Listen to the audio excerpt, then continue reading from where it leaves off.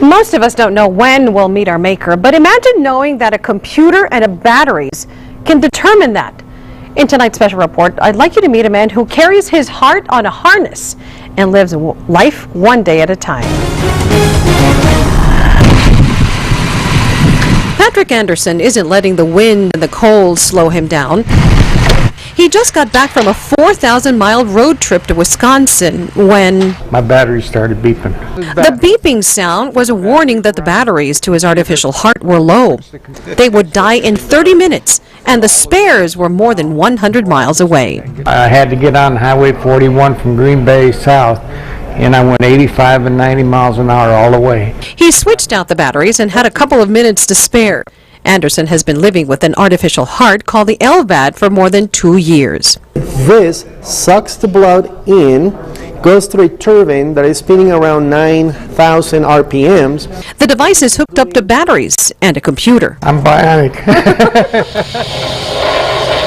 Nurses can't take Mr. Anderson's pulse or his blood pressure, but thanks to his heart on a harness, this is called an LVAD, and this is keeping him alive.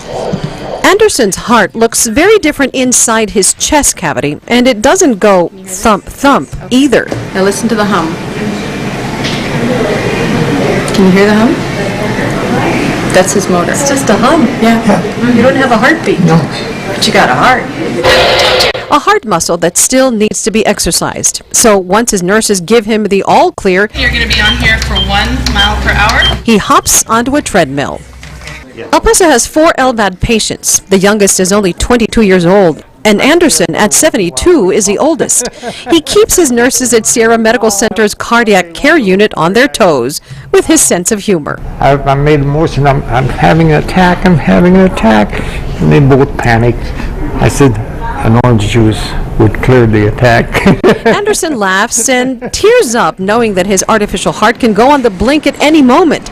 But before that happens, he wants to go back to Wisconsin.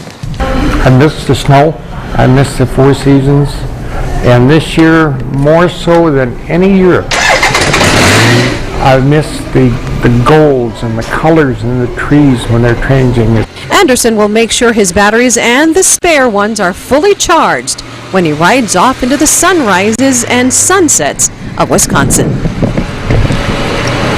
And Mr. Anderson is one of 17,000 patients around the world living with the LVAD.